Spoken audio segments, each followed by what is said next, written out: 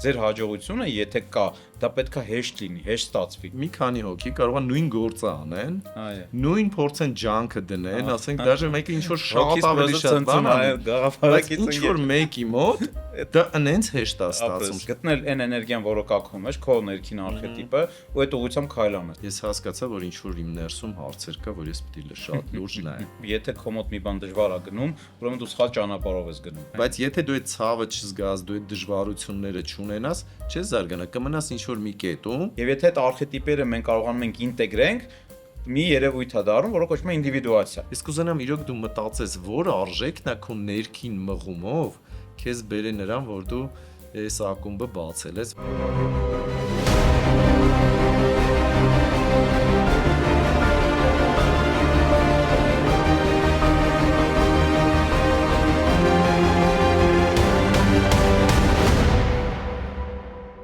Ողջունում եմ բոլորին, մենք այսօր ունենք շատ հետաքրքիր հյուր, ես ինքս այս հանդիպմանը երկար եմ սպասել, քանի որ մեր գործարարը բացի խոշոր բիզնես ստեղծելուց նաև իմ համար գաղափարակից ընկեր է, ում հետ կարող եմ խոսամ բիզնեսից դուրս լիքը թեմաներից, կյանքից, առաքելությունից, միսիայից, լիքը հոգևոր թեմաներից ու ես մեծ բավականություն եմ ստանում հենց մեր հանդիպումներից, մեր դիալոգներից եւ այսօր մենք խոսանք եւ բիզնեսից եւ նման թեմաներից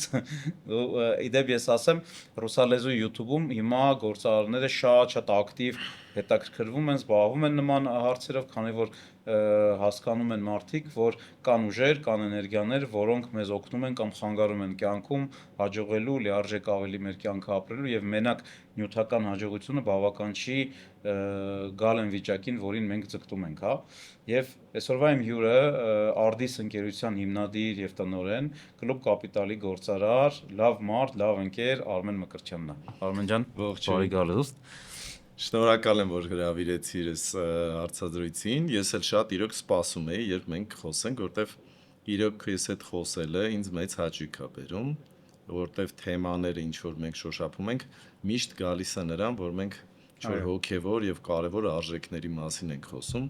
Ու այսօրվա դրությամբ իմ համար դա համ շատ կարևոր մաս է կյանքի, համ ինձ շատ հետաքրքիր։ Այո։ Դե ես մի հատ հիշատակեմ մեր գործընկերներին ու սկսենք մեր այսօրվա դիալոգը։ Մենք ունենք երկու գործընկեր։ Առաջի գործընկերը իհարկե Spin Production ընկերությունն է, որտեղ մեր ոդկասթները նկարում ենք,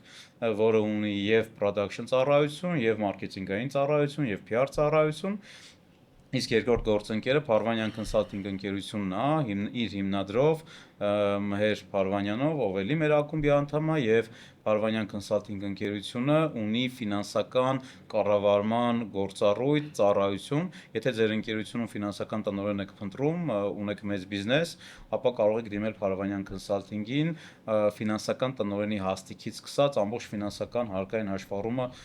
մեր ընկերները վարում են ու նաեւ ունեն ծառայություն, որով նախապատրաստում են ընկերությանը հարկային ստուգմանը,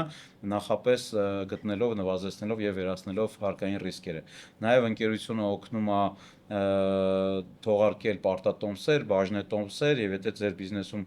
արդեն դուք եկել եք այդ փուլին, ապա կարող եք ելի դիմել Փարվանյան Consulting-ին եւ ավելի կոնկրետ մեր ընկերոջը Մհեր Փարվանյանին։ Դե Վերադառնալով մեր այսօրվա խոսակցությանը, ես կցանկանայի սկսենք մեր հյուրի ստարտից, ոնց է սկսել գործարարությունը։ Մի քանի բառ բիզնեսի մասին, ես գիտեմ, որ բիզնեսը բավական լուրջ, մեծ բիզնես է, մոտ 70 աշխատակցով, բավական մեծ մասնաբաժնով շուկայում, միշտ դուք խոշոր հարկատումներում կաք ձեր բիզնեսով եւ ոնց է եկել այս բիզնես ու ինչի հենց դիստրիբյուցիայի ոլորտը։ Դե տենց ստացվել է իմ կյանքում, որ դեռ 2000 թվականից մտա աշխատանքի խոշոր միջազգային ընկերություն, որը էլի զբաղվում էր ապրանքների վաճառքով, ոնց որ փորձս ընդեղից սկսեց ու մի տեսակ ոնց որ դա շատ իմն էր, ես հասկացա, որ բիզնեսի այդ ոլորտը շատ մոտ է ինձ։ Հետո քանի որ միջազգային ընկերություն էր, այդ ընկերությունը ահագին մեծ փորձ տվեց ինձ ու բացի դրանից այն ժամանակ հիշում եմ, որ մենք գնում էինք տրեյնինգների, նաև Եվրոպա բան, սկզբից չէինք հասկանում ոնց կարելի է այդքան գումարներ ծախսել, հա, տենց տրեյնինգների համար։ մի քիչ մենք բիզնեսը կամ վաճառքը ուրիշ ձև ենք Հենց պատկերացնում։ վաճառքի բաժնում ես աշխատել։ Դե Ֆիլիպ Մորիսի ներկայացությունն էր Հայաստանում։ Մենք վաճառքով չէինք զբաղվում ուղղակի, մենք նենց էինք անում, որ այդ ապրանքները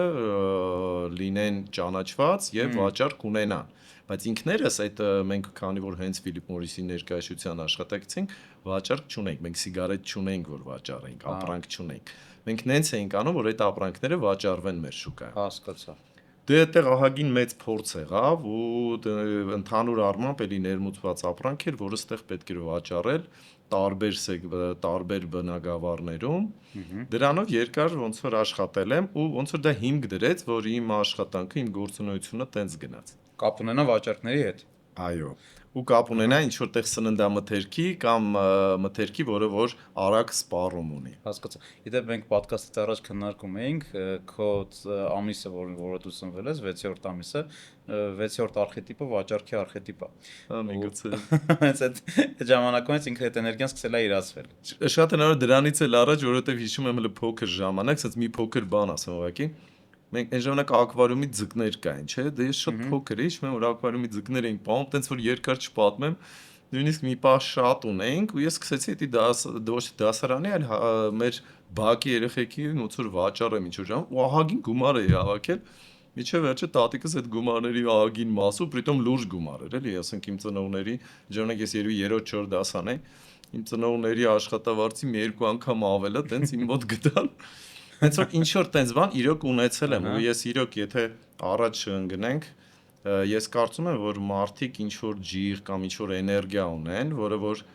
փոքրուց կամ ծնվելուց առաջ արդեն իրանց մեջ կա ու իրանք դա հնարավոր է ինչ-ինչ պայմաններում կարողանան ռեալիզացնել։ Այո, ֆանտաստիկ էր։ Եկեք ֆիքսենք այս բանը, որովհետև սա շատ հարցերի պատասխան է տալի, թե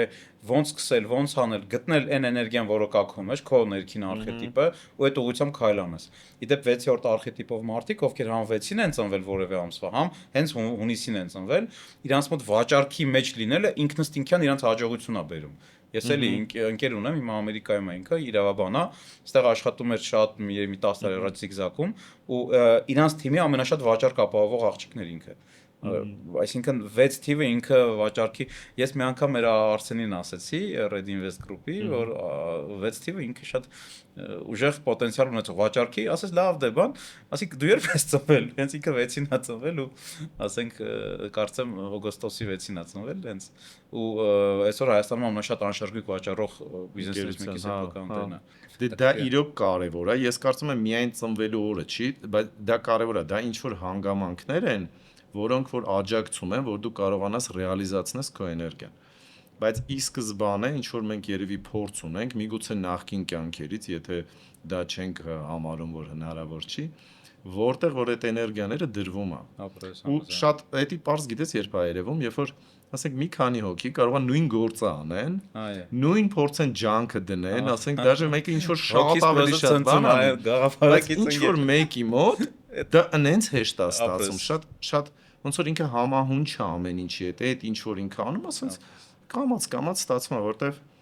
ոնց որ այս տիեզերքը կամ այս աշխարհը, եթե ինչ որ մի բան տվել է, որ այդ մարդը այս կյանքում պետքա իրականացնի, ռեալիզացնի, իր մոտ հեշտ է ստացվում։ Մյուսների մոտ շատ հնարավոր է իրանք դեռ չեն գտել այն փորձը, որ իրանք պետքա դեռ այդ կյանքում ունենան։ Ու կարող է հələ այն ճանապարհը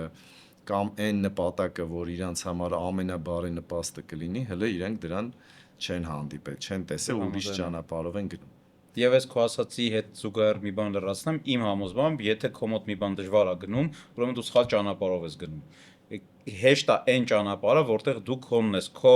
էներգիան ես ռեալիզացնում։ Հեշտ ստացվում է, կյանքը քեզ օգնում է, դռները հեշտ են բացվում։ Դրա համար են երիտասարդները, որ ուզում են ամեն գնով, տենց այն վերջի ճիքով երբեք չհանձնվելով ինչ որ հաջողության ասեն, ես ասում ժողովուրդ, ստոպ, կանգ առեք։ Ձեր հաջողությունը, եթե կա, դա պետքա հեշտ լինի, հեշտ ստացվի, իրացվի այդ էներգիան։ Դե անկեղծ ասեմ,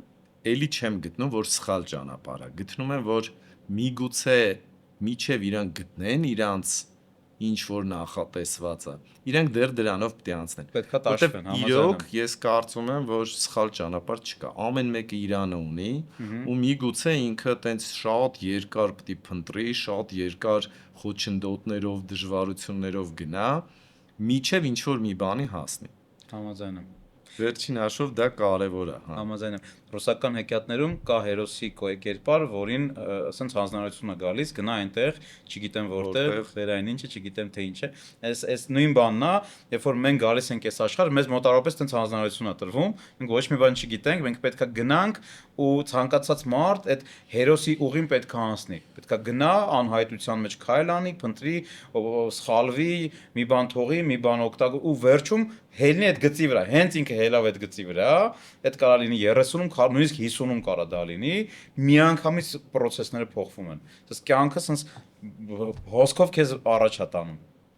Դե այդտեղ մի հատ հարց է առաջանում, թե ինչի ենք մենք գալիս այս կյանք, եթե տենց շատ նայենք, քանի որ մեր բիզնես ակումբը, դե իհարկե մենք նայում ենք բիզնեսմենի տեսանկյունից ու համարում ենք, որ մեր բիզնեսում, այս նյութական աշխարհում ինչ որ բաների պետք է հասնենք, եւ իհարկե բիզնեսը ես հասկացել եմ, որ մեր ակումբի շատ մարդիկ ու մեջ շփվել եմ, դիտարկում են ոչ թե զուտ գումար աշխատելու միջոց կամ փող ունենալու, այլ որ ինչ որ մի բան են ռեալիզացնում, ու ես հասկանում եմ, որ իմ փորձով էլ է դա եղել, որ բիզնեսի մեջ մտել եմ ու սկսել եմ դրա մեջ աշխատել, ոնց որ ինքս տինքյան, ոնց որ ինքը sense ոնց որ ճանապարհն էր, որով պիտի գնալ։ Ու երբեք միջև այսօր չի եղել, որ ես դա համարեմ հատուկ ինչ որ գումար աշխատելու մաս, որ այսքան փող ունենամ։ Դա իհարկե նրա մասին չի, որ մենք փող չենք աշխատում կամ գումարը կարևոր չի, բայց ռեալիզացնել քո նպատակը, ռեալիզացնել էներգիան, որ դու ունես ու բիզնես, ոնց որ ի սկզբանե դրված եղել, sense մտել գնացել եմ։ Շատերի մոտ իրոք տենց է։ Որ տարիքում ես սկսել։ Դե հենց մեր բիզնեսը Արդիսը որ բացել ենք 2010 թվականին բացել ենք, այսինքն 15 տարի է այդ ընկերությունը կա ու ինքը կամած ինչ որ իր ուղիղով գնում է։ Իսկ քանի ընկերության ներկայացուցիչ եք Հայաստանում։ Դե ունենք основной партнер դա Lactalis-ն է, իր մի քանի բրենդերով, որոնցից տենց շատ ճանաչված երևի President-ն է կամ Lactel-ը, շատ բաներ կան, էլի ապրանքներ։ President կարակները, պանիրները, հա, ինչ կա President անվանումով, դա ֆրանսիական Lactalis ընկերությունն է։ Բացի դրանից, քանի որ մենք աշխատում ենք եւ հոռեկա սեգմենտի գործընկերների հետ եւ արտադրողների հետ, երևի մոտ եւս մի 10 պարտներ ունենք աշխարհի տարբեր երկրներից, որոնց ապրանքը բերում ենք ստեղ եւ մեր գործընկերներին տրամադրում։ Նաեւ արտադրողներին, սկսած խմորեղեն կամ ինչ որ հյութեր, շատ տարբեր արտադրողների ինչ որ ապրանքներ ենք տալիս։ Բացի դրանից մենք նաեւ փորձում ենք մասնագիտական օգնություն կամ մասնագիտական գործընկեր լինենք, որպեսզի այն ինչ որ հնարավոր է արտադրել Եվրոպայում կամ աշխարհի որ ծայրում լինի, նույն տեսակ ապրանք մենք կարողանանք արտադրենք ստեղ։ Կարող եմ մենք գործընկերներին տանենք Իտալիայում ինչ որ կամ Ավստրիայում կամ ինչ որ այլ մի երկրում տանենք, որպեսզի իրանք տեսնեն ոնց է այնտեղ արտադրվում կամ ենթադրենք խմորեղենի կամ շոկոլադի արտադրությունը, օրինակ կրուասան, կարող է նույն գործը մեր, ասենք, մասնագետներին այդ երկրների հրավիրենք ստեղ գան, ինչ որ սեմինարներ անեն կամ գնանք հենց մեր գործընկերների մոտ, որ իրանքի կարողանան նույն բանը արտադրեն, այսինքն նույն որակը ստեղ ստանան։ Որտեղ վերջին հաշվով եվրոպական բարձր որակի արտադրանք բերում ենք ստեղ, հումքեր բերում ենք ու մենք ստեղ իրոք մասնագետները լավ ունենք, եթե խոսքը գնա առավել եւս խմորեղենի կամ հացաբուլկեղենի արտադրության համար, նույն բանը մենք ստեղ կարողանում ենք ստանալ։ Ֆանտաստիկ է։ Հա։ Դու դրա համար էլ ինչ որտեղ Հայաստանը որ ասում են թանկ է, մենք հյուրեր ունենք որ գալիս են թեկուս Եվրոպայից ասում են ձեր մոտ գները թանկ է, դե ասում եմ նայեք, նույն բարձրակարգ հումքերը բերում ենք, նույն ձև արտադրում են ստեղ, ոնց եք ուզում էժան լինի, դրա համար եթե բարձր որակ ուզում ենք, պետքա պատրաստ լինենք, որ Հայաստանում կլինեն թանկ նաև ապրանքներ։ Դե հա, համաձայն եմ։ Ես առհասարակ այն ճիքը սպառողի, որ անպայման էժան առնի, այդքան կողմնակից չեմ դրան, եւ այն ճիքը, որը գործարը ուզում է գործածի, որ էժան ծախի, էլի համաձայն չեմ, որովհետեւ ցանկացած լավ որակի բան պետքա լինի թանկ, պետքա գին ունենա, արժեք կարա լինի, այո։ Հա, համ վճարողն է շատ ռիսկերից իրան ապահովագրում թանկ առնելուց, եւ վաճառողը եւ վաճառումը թանկ բան, այդ թանկի կալորիականությունը արժեքը շատ ավելի մեծ է։ Դրա համար հիմա կարող եմ մի բան ասել, որ վերջի տարիները ուղղակի սենց մի հատ տենդենս կա, որ իրոք Հայաստանում մարդիկ արդեն մթերք, սննդամթերք գնում են ոչ թե շատ ու էժան, միգուցե մոտավորապես նույն գումարի գնեն, բայց ավելի քիչ ու ավելի որակով։ Այո, Այդ ոնց որ երկու բանով օգուտ է, էլի, համ առաջինը ոնց որ շատ չենք սնվում, որովհետև ինչ-որ չափ կա, որից ավել երբ որ սնվում ես, դա արդեն օրգանիզմին լավ չի, եւ մյուսը ավելի բարձր որակի ապրանք ենք օգտագործում եւ այդ բերումը որ ավելի համեղ է։ Այդ կուլտուրան, այդ մշակույթը ահագին փոխվել է մեր մոտ։ Հա, համաձայն եմ։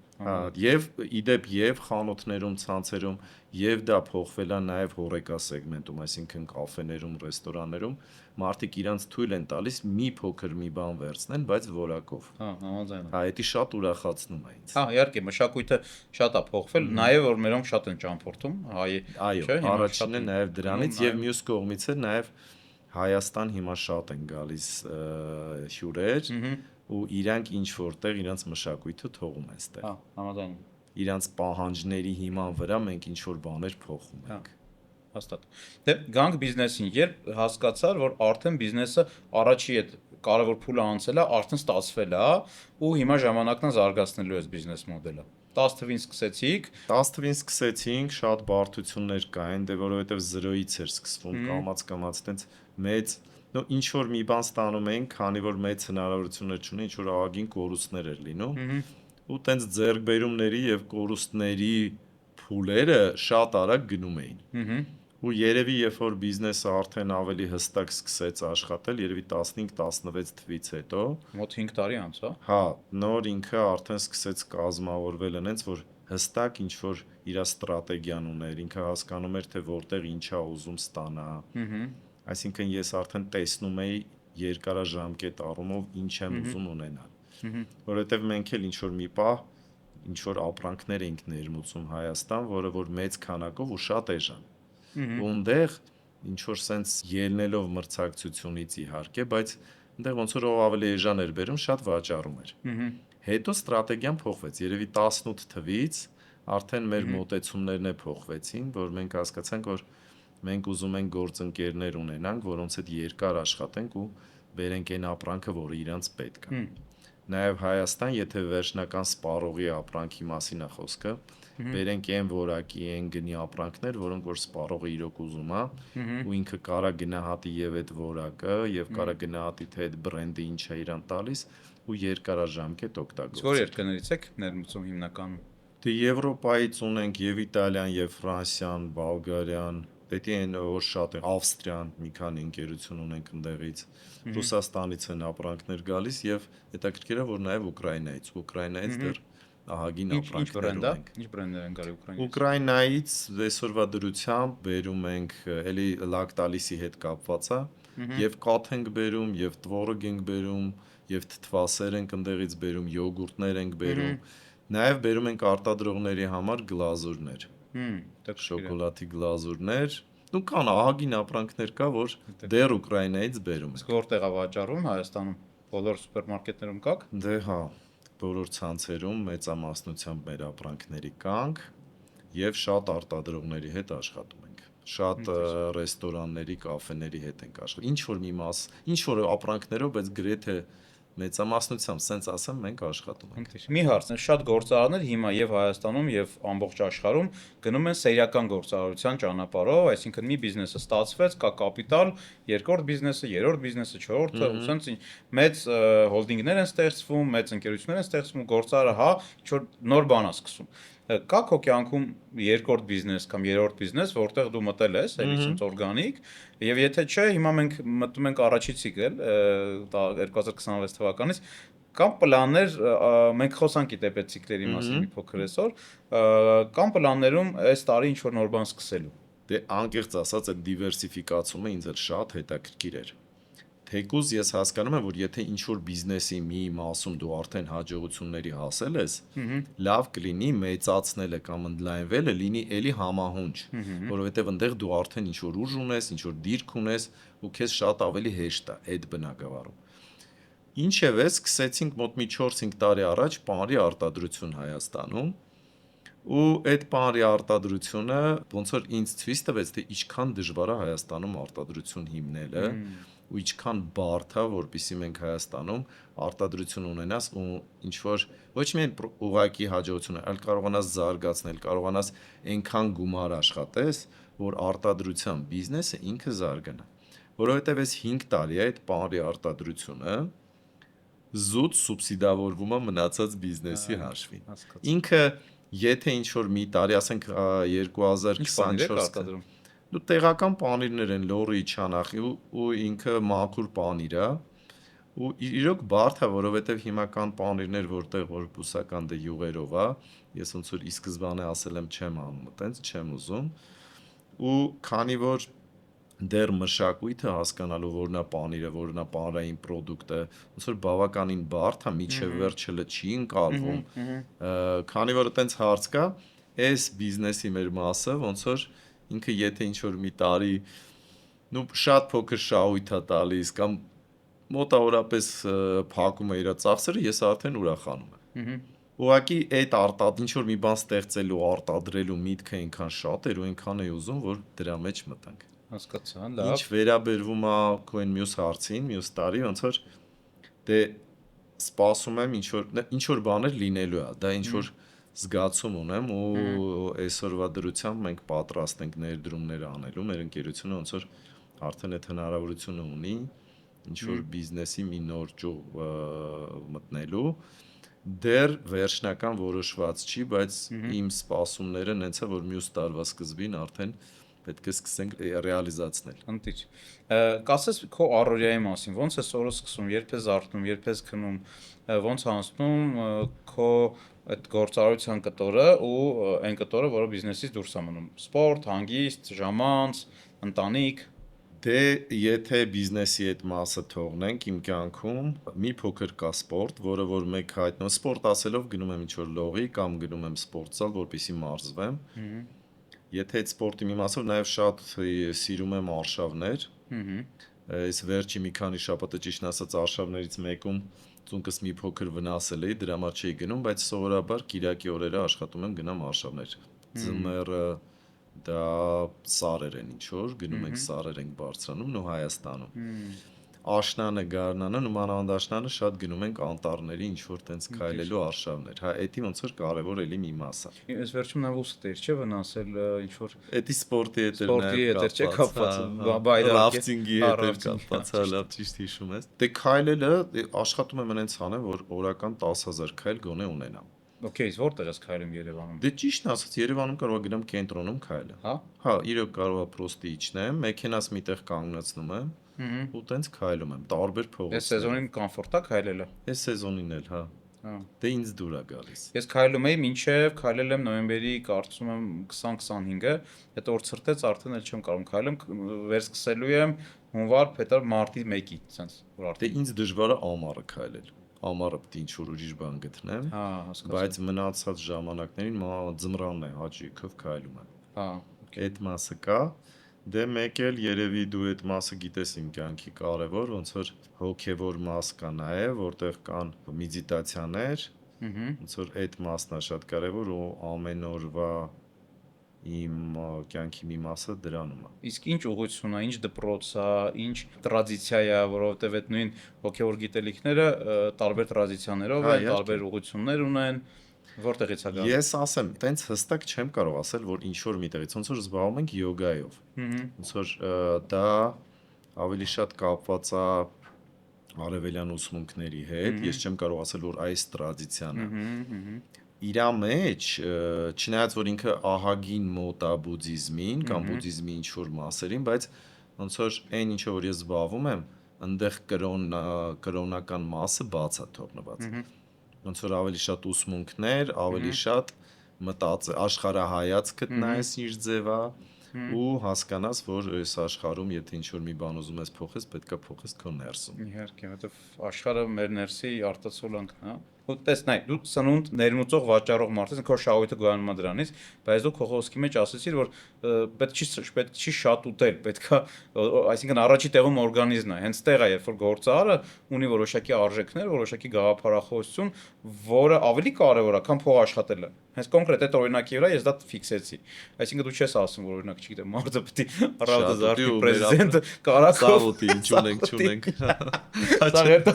ես ասես դե Այդպես պետք չի այո ասել։ Դե նպատակն ու մտադրությունը շատ կարևոր է։ Հիմա իրոք իմ բիզնեսը, որ ես անում եմ, ընդեղ էլ ինչ որ արժեքներ կան, որոնք ինձ կարևոր են։ Հիմա ես իմ գործընկերների հետ ու ինքս իմ հետ ոնց որ կարևոր ինչ որ արժեք եմ դնում, որը որ պետք է առաջ տանեմ, մանավանդ բիզնեսում։ Ու այդ արժեքներից մեկը դա համագործակցությունն է։ Եթե ես կարողանում եմ ամբողջովին իմ գործընկերների հետ մտնեմ համագործակցության մեջ, իմ մոտ ամեն ինչ ստացվում է։ Եթե նպատակը եղավ շատ փող աշխատելը, ինչ ուզում է լինի, մի քիչ էլ ավել աշխատելը, ամեն ինչ խառնվում է իրար, ու եթե նույնիսկ համարենք, որ մենք բիզնեսով զբաղվում ենք, որ ինչ որ արդյունքների հասնենք, եթե դա հասնի նրան, որ մենք անընդհատ նպատակները այն աստիճանի բերենք, որ մենք չբավարարվենք, մեր ամբողջ կյանքը տենց կանցնի։ Ու մենք կսկսենք քայլեր անել, որը որ մեր արժեքներից դուրս է։ Դրա համար հստակ ես իմ ներսում ունեմ ինչ որ արժեքներ դրած, եւ բիզնեսում ամենակարևորը դա համագործակցությունն է։ Հետաքրքիր է։ Շատ կարևոր է այդ դեպքում։ Իդեպ ես մի բան էլ ասեմ, 6 արխետիպի համար համագործակցությունը, հարաբերությունները դա բազային էլի արժեք է, ու 6 արխետիպ ունեցող մարդիկ հենց վաճառում են հարաբերությունների, գործընկերության հիմքի վրա։ Այն մարդիկ, ովքեր ունեն այդ արխետիպը, ինքը ամբողջությամբ կառուցվում է հենց համագործակցության վրա, այսինքն ինտուիտիվ կամ գիտակցաբար եւ ինտուիտիվ դու ընտրել ես այն, ինչը քո ուժեղ կողմերից է։ Երկարաժամկետ ուրիշ կերպ ես չեմ տեսնում բիզնեսը։ Այսինքն այն ինչ որ ինձ մոտ է, դա այդ համագործակցության, համաընկերության մեջ է։ Ոնց որ ես դրանում եմ տեսնում երկարատև հարաբերությունները։ Այո, համաձայն եմ։ Կարճ մի ժամանակ իմ բիզնեսում եղել է կարճ գործարքներ ու եղել է իմ բիզնեսի ինչ որ մի պահ մեծ մասը։ Երբ որ ինչ որ ապրանքներ ներմուծում էինք, ինքը շատ լավ գիներ լնում, մեծ քանակությամբ կարող ասենք թե կոնտեյներներով բերեինք, կոնտեյներներով վաճառեինք եւ այդքանով հիմա մյուս գործարքները կլիներն արդյոք թե չէ չգիտեիր։ Դա կապված էր լինելու դու էլի լավ գնով կարաս վաճառես թե չէ։ Այդ որ ասում եմ ինչ որ 18 թվականից հետո իմ մոտեցումը այս ամեն ինչի ոնց որ փոխվեց։ Կամաց բիզնեսը արդեն ավելի ստաբիլ դառավ ու համագործակցության հիմքի վրա։ Իմ դիտարկումներով, դե գիտես, մեր ակումբում մոտ 260 գործարար ունենք, մեր դրսի ակումբներում մոտ 1500 ունենք, եւ իմ կարծիքով յուրաքանչյուր գործարարի կյանքում 2-3 տարին մեկ լինում է ճգնաժամ, լինում է բարդ իրավիճակ, լինում է հանդվելուց սկսած պրոյեկտների մինչև մտերի մարդկանց դավաճանություն, գործարարի այսպես ասած բարձունքում, խաղի, այդ թռիչքի բարձունքում, այդ ամենը անխուսափելի է։ Եղել են քո կյանքում տենց իրավիճակներ ու դու ոնց ես հաղթահարել կամ ոնց ես հաղթահարում։ Դե մշտական։ Ես կարծում եմ ցիկլիկ չէ նույնիսկ։ Հա, չէ, մշտական ցիկլիկ է ու մենք չենք կարողանում միտեղ մնանք։ Ընդհանրապես մեր կյանքում, որպեսզի զարգացում լինի, պետք է լինեն փորձություններ։ Այդ փորձությունները բերում են իհարկե դժվարությունների։ Այդ դժվարությունները ու ինչ որ միգուցե այս բառը չեն սիրում շատ մարդիկ որ օգտագործում են, բայց այդ բերում է ինչ որ տառապանքի, ու այդ տառապանքը քեզ իմպուլս է տալի, որպեսզի դու գործես, որպեսզի դու առաջ գնաս։ Ցավոք սրտի մեր այս կյանքում, այս աշխարհում ամեն ինչ իմպուլսները, որպեսզի դու շարժվես տեղիցդ, գալիս է տառապանքի միջոցով, ցավի, դժվարությունների։ Այո։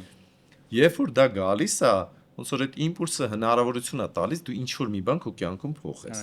Կկարողանաս թե չէ, դա իհարկե քեզնից է կախված։ Բայց ինչպես մենք իրար հետ խոսում ենք, ասում եմ, եթե ինչ որ փորձություններ ու դժվարություններ գալիս է,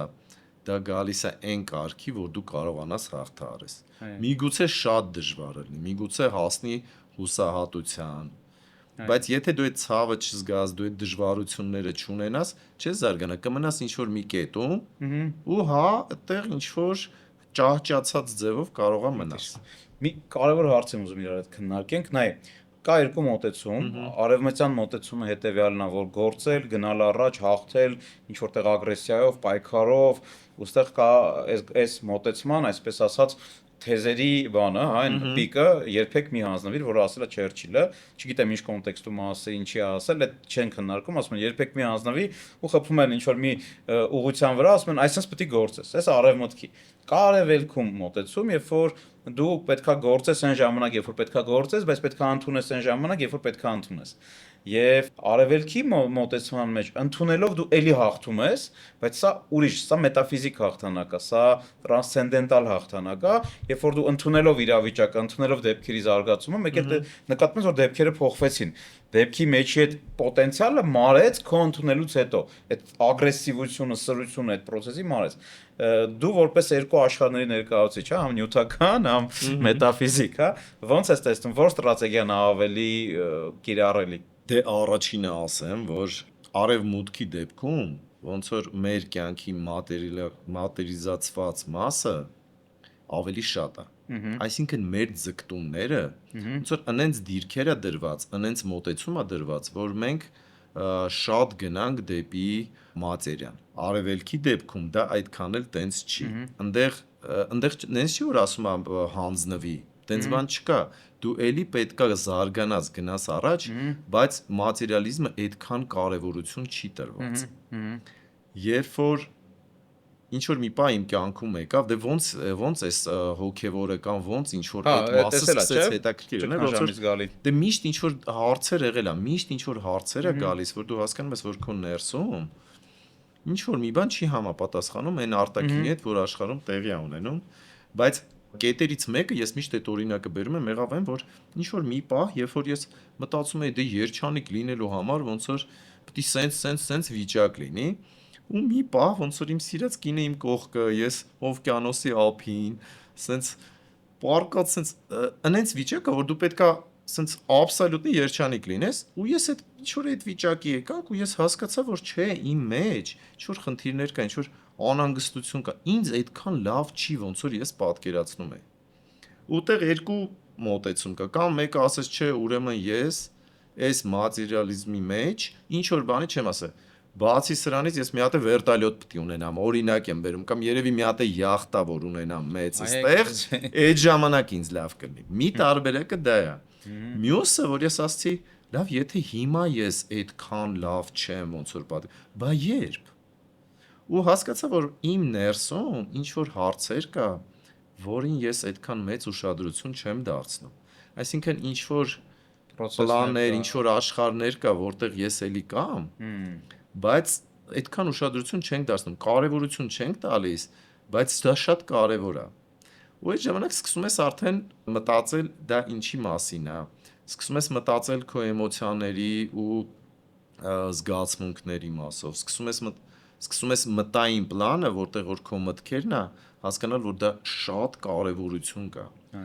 Երբ որ մենք այս ֆիզիկական պլանից, այդ մատերիայից տեղափոխվում ենք արդեն ավելի նուրբ աշխարհներ, որը օրինակ մտայինն է, որը որ զգացմունքային է, ու հասկանում ենք, որ այնտեղ շատ լուրջ արժեքներ կա, որ այդ մասը մեր կյանքի հիմա նենց կարևոր է, որ առանց դրա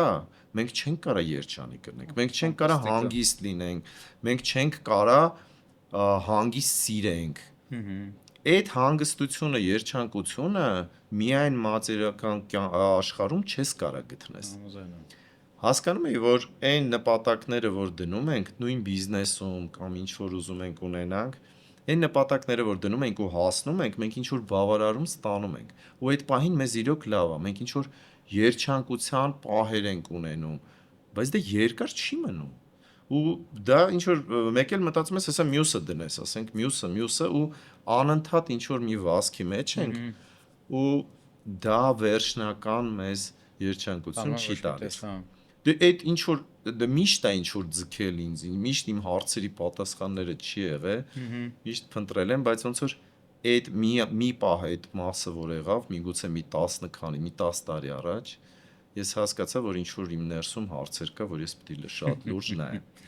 Ու սկսեցի որը հնարավոր չի լրացնել շատ կապիտալով, շատ նյութով, ոչ հնարավոր։ Ինչ որ մի պահ, ինչ որ բավարարումներ կարա ստանաս։ Բայց մեկը այնտեղ էլի այդ բառն եմ օգտագործում, այնտեղ տառապանքը շատ է, որովհետև մենք միշտ վերցնում ենք այն պահը, որ նպատակը դրեցիր հասար, բայց այդ ճանապարհին ինչքան խնդիրներ ես ունենում, ինչքան գիշերներ, որոնք շատ դժվարությամբ ես անցնում, ինչքան անհաջողություններ, ինչքան ջղայնություններ, հուսահատություններ։ Իսկ մատերիալիզմի մեջ դու չես կարա դա չունենաս, դու անընդհատ ես ունենա։ Համաձայն եմ։ Նույնիսկ կա կարծիք, որ մատերիալիզմը այս իմաստով ինքը չարիք է, որովհետև մեզ հեռացնում է մեր հոգուց ու մենք փորձում ենք գտնել հոգու բավարարման սաղ այսպես ասած ատրիբուտները մատերիալ աշխարհում, որը ոնց դու ասացիք, հնարավոր չի, անհնար է։ Եթե իհարկե դու մի քիչ ավելի բարձր դասով գիտակցություն ունես, էլի, որովհետև կան մարդիկ, ովքեր այդ աշխարհում լրիվ օքեյ են, լրիվ բավարար են։ Էլի ես կարծում եմ, որ ինչևէ մենք եկել ենք, որ զարգանանք։ Շատ բնագավառներում միգուցե, բայց առաջինը հոգևոր, առաջինը մեր ներսը, որ մենք հասկանանք ինչա կատարվում։ Իհարկե տարբեր մարդիկ տարբեր դիրքերում են։ Մեկը ավելի մոտ է իր ներքին աշխարհին կամ իր էությանը, չգիտեմ, իր հոգուն, որ բառը ուզում ես օգտագործի, բայց ոնց որ եթե մենք մեր էության ինչքան մոտ եղանք, այնքան հնարավոր է, որ մենք երջանիկ լինենք։ Համաձայն եմ։ Տարբեր մարդիկ տարբեր դիրքերում են։ Բայց այդտեղ հարցը նա է, որ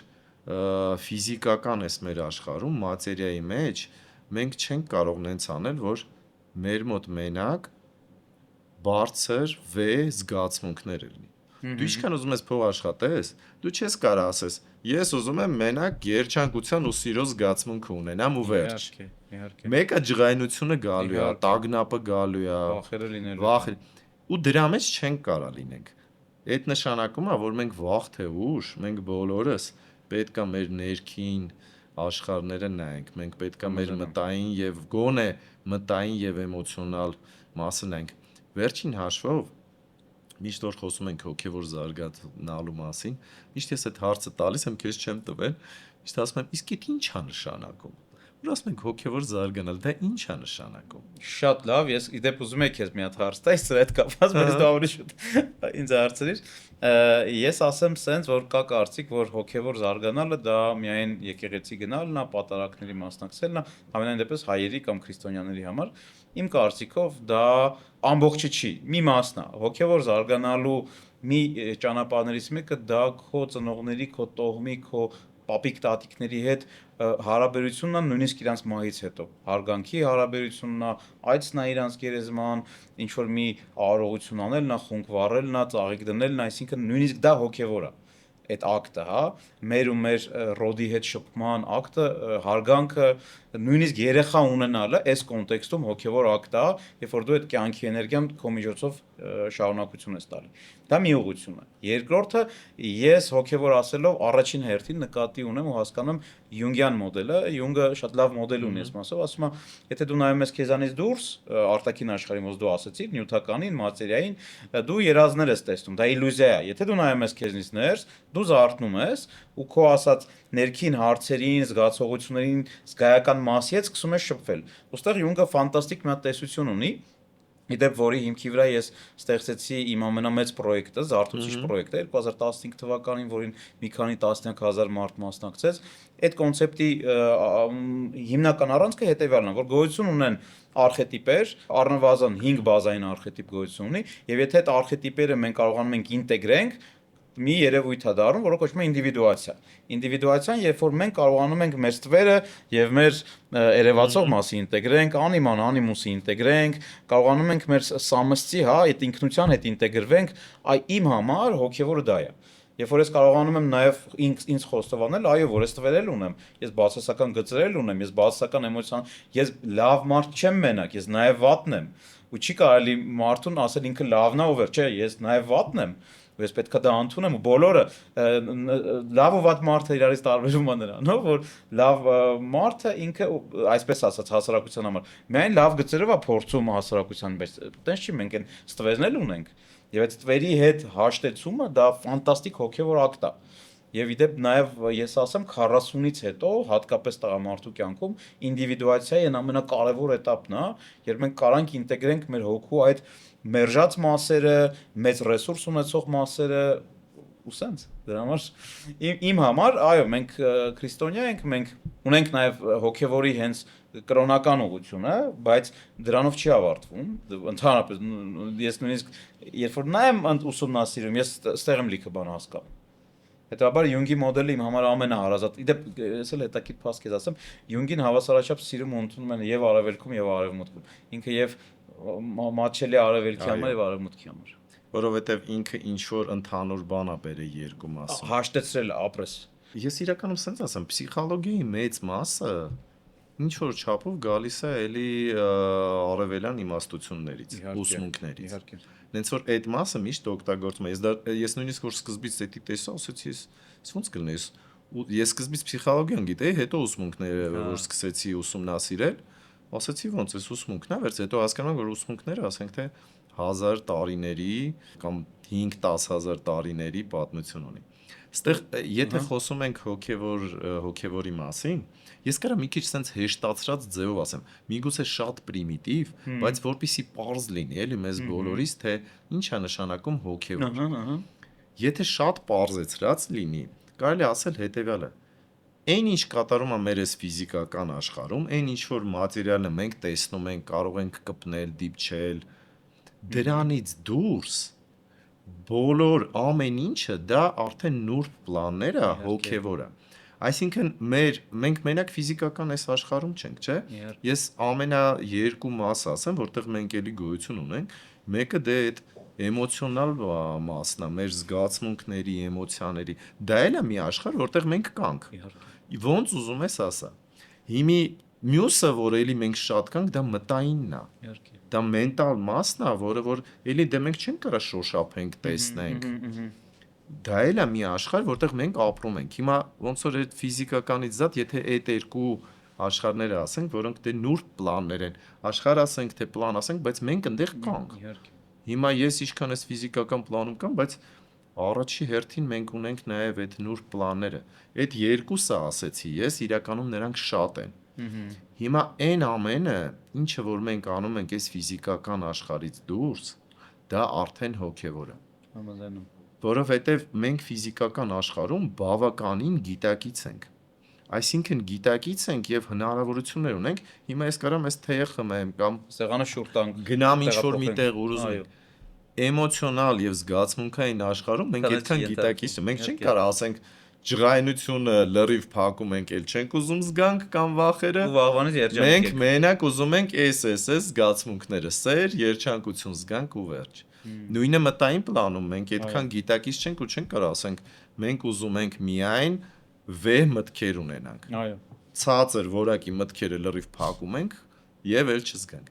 Այն ամենը, որ մենք փորձում ենք այս ֆիզիկական աշխարհից դուրս նուրբ աշխարհներում բան փոխենք, զարգանանք, որpիսի մենք իրոք ոչ թե կառավարենք այդքան, այլ ինչքան որ մենք կարողանանք ընկալել մեր զգացմունքներն ու էմոցիաները։ Դու այնքան ճիշտ բան ասեցիր, որ մեր մեջ բոլոր զգացմունքներն ու որակները կարան լինեն։ Չկա մի մարդ, որը ունի միայն խիզախություն։ Խիզախության հետ միասին կա վախը։ Այն մենք, երբ որ հոգևոր մասով սկսում ենք զարգանալ, մենք էներգիա եւ ուժ ենք դնում, որպիսի մեր մեջ խիզախությունը լինի։ Վեհ որակները ավելի շատացնելով, մենք զարգանում ենք հոգևորում։ Այո, բայց որpիսի մենք ազատվենք այդ բացասականի կամ նույն վախի ազդեցությունից, մենք պետք է իրան ընդունենք։ Քանի իրան մենք մերժում ենք կամ չենք ընդունում, ինքը մեր վրա մեծ իշխանություն ունի։ Առաջի քայլը ճիշտ ես ասում, երևի դա է, բայց այս աշխարհը այնքան դժվար է դրած, ճիշտն ասած, շատ քայլեր կարող ես անել։ Դա շատ բարդ ճանապարհ է, որpիսի դու կարողանաս այդ մթագնություններից, եթե մի բառով ասենք վախ, տագնապ, տարապ, այդ մթագնություններից ազատվելը, կախվածություն, օրինակ, կապվածությունն ու կախվածությունները այսօրվա դրությամբ այս աշխարհում շատ լուրջ մթագնություն է, որը որ մեզ միշտ տառապացնում է։ Բայց մենակ ընդունելով, որ ինքը կա, ցավոք սրտի չի ավարտվում։ Ճանապարհ, որpիսի դու դրանք ազատվես ամբողջությամբ, շատ դժվար է։ Նույնիսկ իրանց քչացնես, իրանց հակառակ վեհ որակները կարողանանք մեր մեջ ավելի արթնացնենք, ավելի զարգացնենք ու կիսվենք մնացածի հետ, դա մեծ դժվար ճանապարհ է։ հենց Յունգն էլ ասում է, որ այդ հերոսի ճանապարհը ինքը հենց այդ ճանապարհն է, գնա այնտեղ չգիտեմ որտեղ, բեր այնինչ չգիտեմ թե ինչ է։ Իդեպ, երբ որ մենք խոսացինք հոգեբանությունից, հոգեբանության ժամանակակից հոգեբանության հիմքը ինչ որ առումով համարվում է Ֆրեյդի հոգեվերության տեսությունը, որը ամեն դեպքում ունի մի 100-150 տարվա պատմություն, բայց երբ որ մենք այդտեղ առանձնացնում ենք Յունգին, Յունգի սա տեսությունը կառուցվել է միֆերի, երազների եւ հին գիտությունների ուսումնասիրության հիմքի վրա։ Եթե մենք նայում ենք Ֆրեյդին, այնտեղ մի հատ միֆաբանական թեզ կա, դա Էդիպի ու Էլեկտրայի բարդույթն է, որը ինքը վերցրել է էլի միֆաբանությունից։ Իսկ Յունգին, երբ որ նայում ենք, Յունգը ամբողջությամբ գնացել է արևելքով, ամբողջ դիցաբանությունով ուսումնասիրել է ու տեղից է։ ու ինքը հոգևոր բարձր որակների գրող է եղել։ Այո։ Ու ինքը այդ ամեն ինչը փորձել է արևմուտքի մարդու համար ադապտացված տա, որովհետև արևմուտքի նույնիսկ մեր Հայաստանում ծնված մեծացած մարդու համար շատ դժվար է արևելքի ինչ որ գիտություններ, ընդեղի իմաստություններ, ուսմունքներ վերցնել, որովհետև սկզբից թվում է շատ խորտ։ Իսկ ինչպես բոլոր մարդիկ, այն ինչ որ սկզբից թվում է խորտ, միշտ ինչ որ հակադրության մեջ են գնում։ Տես հասարակ բան, դու խոսացիր, շատ բնական իմ համար էլ, քո համար էլ ճշմարտությունն է, որ նախորդ կյանքից մենք ինչ որ մի որակով արդեն եկել ենք այս կյանք, ու այդ էներգիայով արդեն եկել ենք, կարանք դա իրացնենք։ Ես վստահ եմ մեր հայ հանդիսատեսի 99% այդ կետի վրա ասենց սպասում ոնց, ինչ անցյալ կյանք, ոնց անցյալ կյանք, մենք մի անգամ ենք ապրում։ Իմ կարծիքով, եթե մենք սա էլ մի քիչ վերլուծենք, հա, մենք հասկանում ենք, որ առնվազն տրամաբանական չի լինի, եթե մարդը մի կյանք ունի, այսինքն ինչ որ մի բան դա կիսատ է, դու չես կարող գաս մի կյանքը, օրինակ, չգիտեմ, 2 տարեկանում մահանաս ու այդքանով ավարտվի, այսինքն լիքը հարցեր այս մեր իմացած գիտելիքով չի ունենում, այսպես ասած, ամբողջական պատկեր, եթե մենք այդ անցյալ կյանքի եւ հաջորդ կյանքերի այդ կոնցեպտին չգիտենք, ծանոթ չենք։ Եվ այս իմաստով ինքը իմ կարծիքով ընդհանրապես չի հակասում քրիստոնեությանը, եւ նույնիսկ ավելին, շատ կետեր կա Աստվածաշնչում, որտեղ երևում է ակնարկ կա այդ անցյալ ու հաջորդ կյանքերի մասին։ Ամենադժվարը նա է, որ այն դաստիարակությունը, որ մենք ստացել ենք, այն միջավայրում, որ մենք ապրել ենք, ինքը մենք կարողանանք հաղթահարենք ու ինչ որ նոր միտք, ինչ որ մի նոր բան փորձենք ընկալել առանց հակադրության, առանց դոգմաների։ Միգուցե չընդունենք է, բայց եթե ի սկզբանե հակադրված ենք, իսկ ի սկզբանե համարում ենք, որ սա ինչ որ վատ բան է, առանց լսելու, առանց ինչ որ մտածելու, որ միգուցե սենց բան էլ կա, միգուցե սա ինչ որ թեզ է լավ, որը որ կարելի է լսել։ Լսելուց հետո ինքդ քո մեջ փորձես զգալ, դա ինչ է քեզ համար։ Ինչքանով է դա քեզ համահունչ։ Դե սկզբից շատ դժվար է։ Դե սենց ասեմ, ես էլ որ այդ իմաստությունների մասին սկսել եմ կարդալ, նո միգուցե իմ բախտը բերել է կամ ինչ որ արժանինքներ եմ ունեցել շատ, որ ինչ որ ուժեղ տառապանքի մեջ ընկնելով, ինչ որ ուժեղ դժվարությունների մեջ ընկնելով դուրս գալով հանդիպեցի ինչ որ մարդկանց կամ հանդիպեցի ինչ որ հանգամանքներ եկան, որ ես այդ ճանապարհը կարողացա սենց մոտիկից ընկալել։ Դու հնարավորություն ունեցա ընկալելու։ Դե սկզբից շատ դժվար է, որտեվ այն ինչ որ կարդում ես, ինքը ոչ մի ձև չի կպնում, այն ինչ որ դու գիտես։ Ու սկզբից ասում ես, տենց ոնց կլինի։ Բայց որ մի պահ կարողանում ես հակադրանքդ պահես, սկսում ես հասկանալ, որ այդ ամեն ինչի մեջ շատ լուրջ իմաստություն կա։ Ու եթե դու դա նույնիսկ չընդունես, այն ինչ որը ուսմունքներում տալիս է, դու կարաս հասկանաս գոնե։ Դու հասկանաս, փորձես միավորել ինչա կատարվում քո կյանքի հետ, որովհետև եթե դա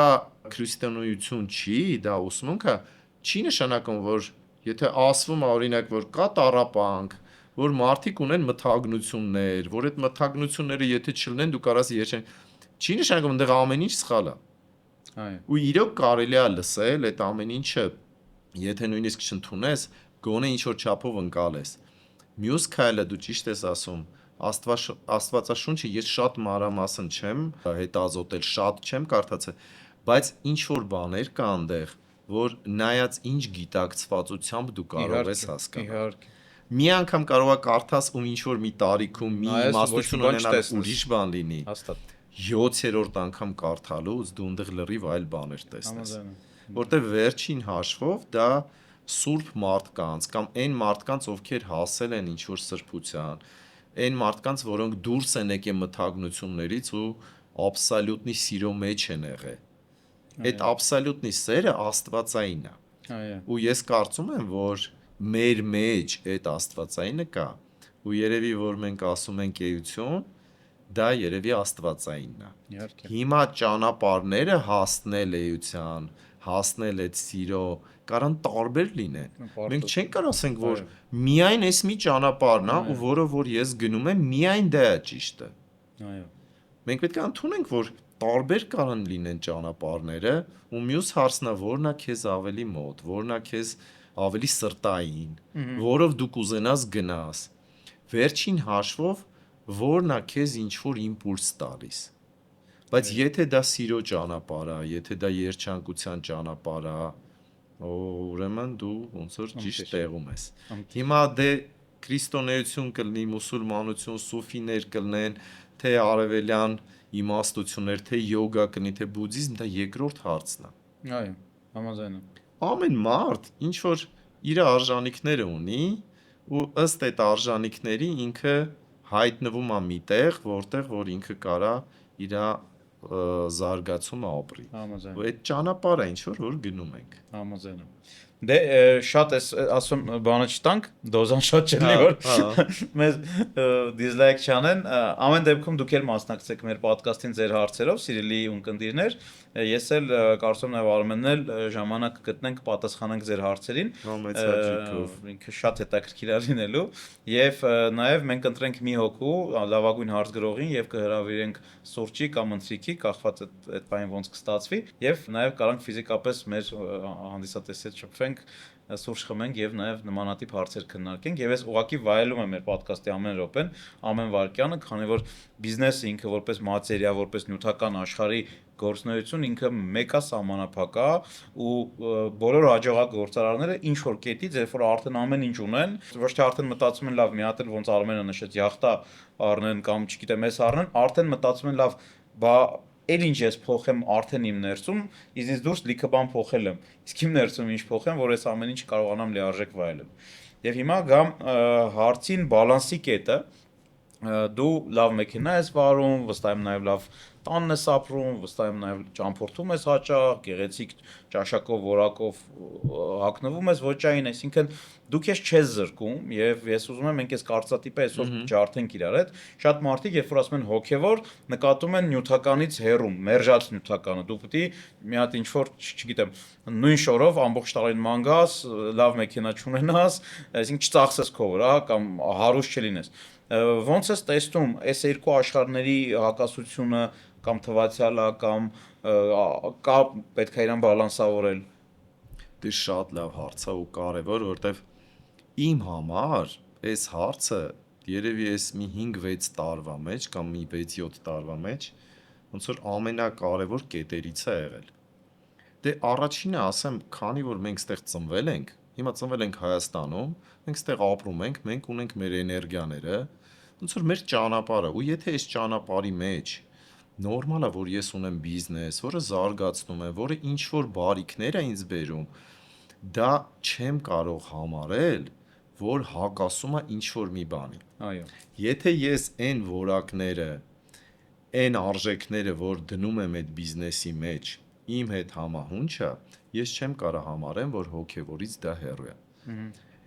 Մյուս կողմից հոգևոր այն արժեքները, որ ես ունեմ, ու այն ուր որ ես ձգտում եմ, մի քանի անգամ իմ մոտ կյանքում եղել է, որ ես ասել եմ, իրանք հակասում են իրար։ Ես սկզբից ասել եմ, ոնց որ ստեղ ինչ որ բաներ կա ու ստեղ, որոնք չեն կարող միասին լինել։ Ու ես դրանից իսկականից տանջվել եմ։ Պարզ ասեմ, ոնց որ ասում եի, դե ոնց կլինի, համես համեն, բայց ես չէի կարողանում հրաժարվել ոչ նրանից, ոչ նրանից։ Հետո հասկացա, որ եթե ես ծնվել եմ ստեղ ու այս մասը կա ու այն մասն է ինձ շատ մոտ է, վերջին հաշվով ես դա կարամ միացնեմ իրար։ Իհարկե։ Ու երբ որ միացնում ես, հասկանում ես, որ իրանք մեկ են։ Հասկանում ես, որ հոգևոր ինչ որ արժեքները դու կարաս հանգիստ կիրառես նաև բիզնեսում։ Իհարկե։ Կարաս ընդեղի ինչ որ բաներ կիրառես տեղ, բայց մի հատ մի բան կարամ ասեմ անկեղծ, ոնց որ իմ կյանքից այդ մասը, որ ասում ենք լավ հագնվել մեքենան եւ այդ բարիկները, որից իրոք օգտվում ենք, մյուս հարցն է ինչքանա դա ինձ համար կարեւոր։ То есть ինչա դա տալիս, արդյոք ու մեկը առանց դրա ես կարող եմ էլի նորմալ ապրել, թե ոչ, բայց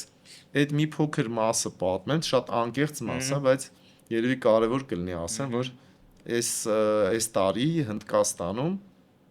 տենց մի հատ խրամ կա Բոդգայայում ու գնացել էինք այնտեղ, դե քանի որ մեդիտացիաներով ես զբաղվում, ծո շատ ես էներգիաների մեջ, շատ կարևոր է ինչ էներգիաներ ես զգում, ինչ զգացմունքներ ներսում ունես ու ինչ ես կարողանում ոնց որ մյուսներին տաս, դե դա շատ կարևոր է ու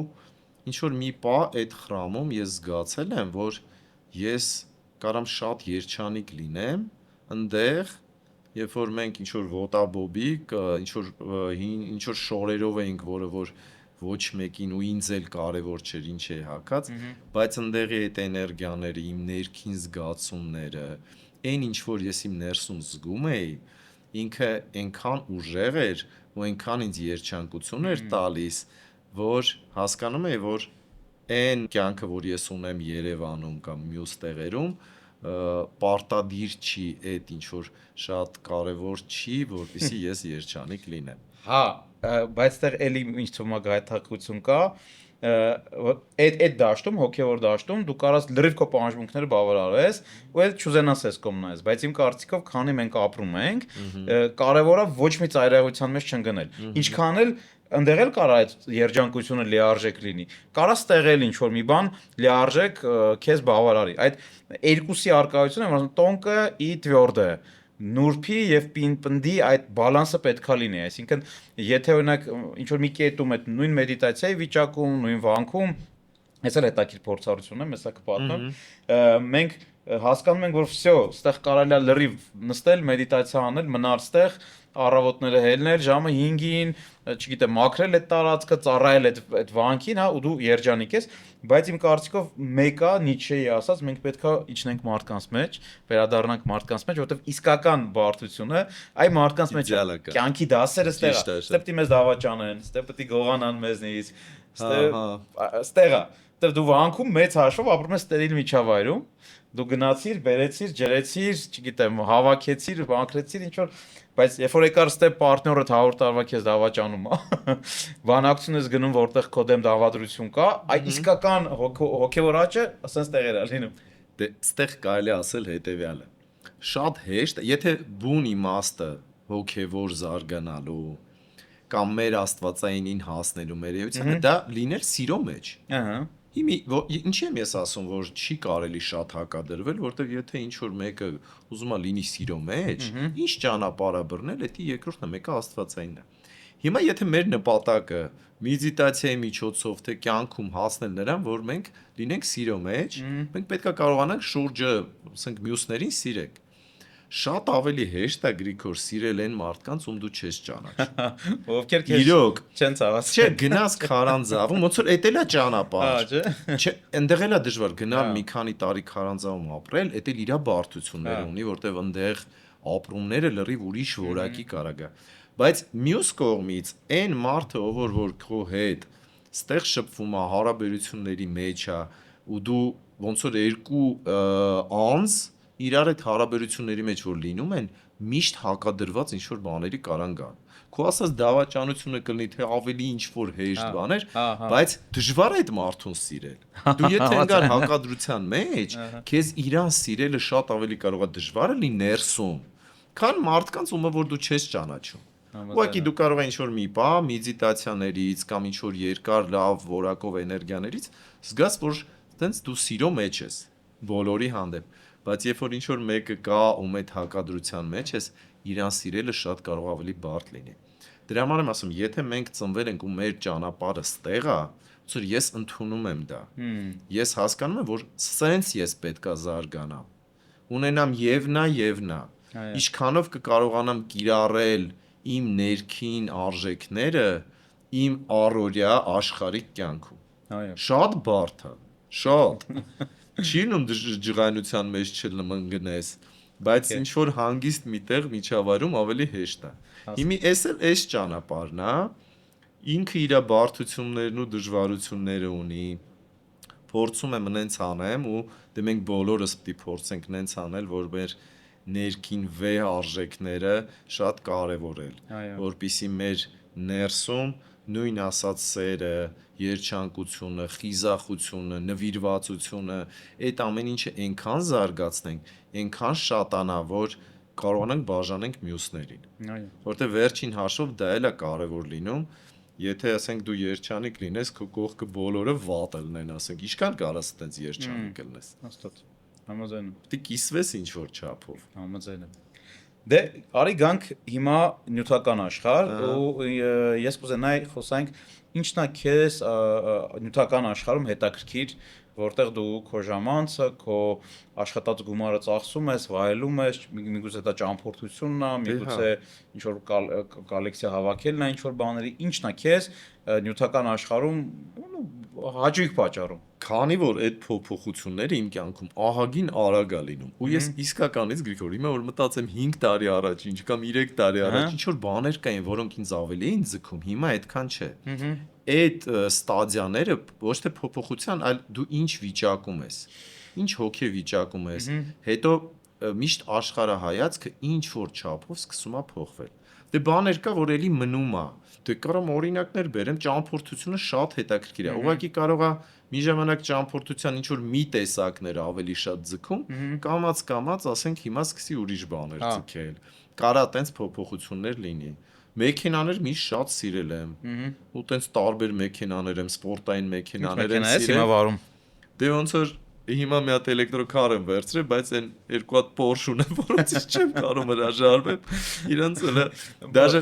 կա չէ՞ դες գիր վանական ով վաճառեց իր Ferrari-ն, հիմա վանական ով չվաճառեց իր Porsche։ Ճիշտն ասել եմ վաճառեք, բայց երևի ներքուստ այնքան չեմ ուզում վաճառվի, որ չի վաճառվում։ Հա, տենց էլի ինչ որ բաներ սիրում եմ։ սիրում եմ։ Porsche ունեմ, որը էլի իբր ուզում եմ վաճառեմ, ես 2 տարի է տենց կանգնած ու չեմ վաճառում։ Ինչ որ բաներ կա, որ փոխվում է, բայց այս աշխարհիկ կյանքը նենց չի, որ իմ համար խորթ է։ Ու ես ուզում եմ ասեմ, որ շատերը կարող են մտածեն, ովքեր որ տենց շատ են հոգևորի մեդիտացիայի կամ այս ինչ որ մենք խոսում ենք այսօր շատ, դրա մեջ իրանք կարող է օթերում են ապրում։ Իրականում միգուցե ինչ որ մարդիկ օթերում են, բայց եթե մարդը սենց աշխարհիկ ամենածանր բաների միջով անցել է, Այո։ երբ որ ինքը այդ դառնությունը ամեն ինչը տեսել է, բայց ինքը կարողանում է իր մեջ ուժ գտնի ինչ որ արժեքների գնա, ու եթե ինքը կարողանում է նույն ջղայնությունից կամ ինչ որ բարդ բաներից դուրս գա եւ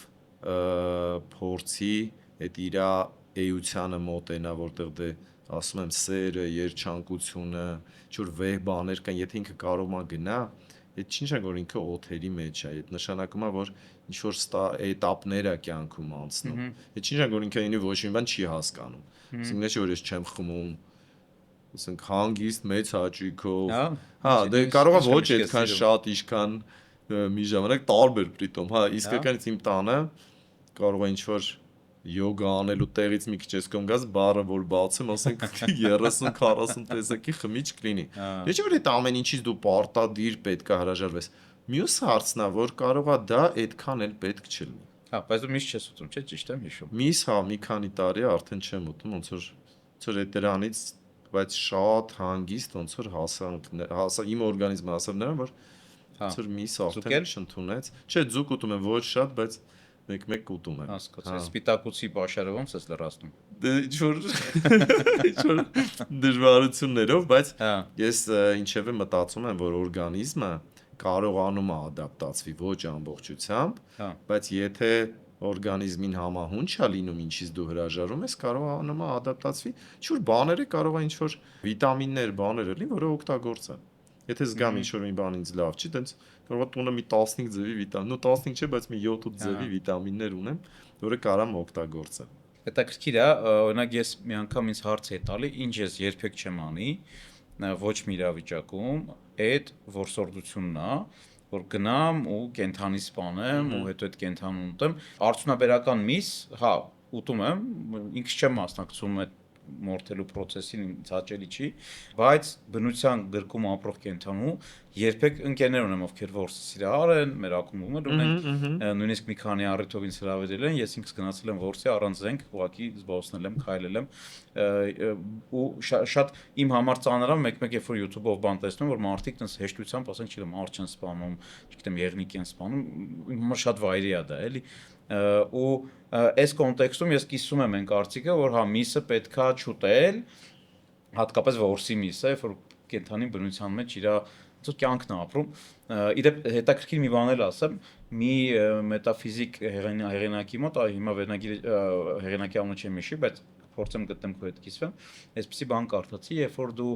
կենդանու սպանում ես բնության մեջ, իր հոգին, այդ պահին, երբ որ մարմնից դուրս է գալի, այդ ցավից, այդ սպանված լինելու այդ ագրեսիայից ուզում է վրեժ լուծի որսորդից։ Նույնիսկ հին որսորդները, ովքեր ունեցել են որոշակի տրադիցիաներ, իրանք այդ պահին այդ կենդանու փայծախը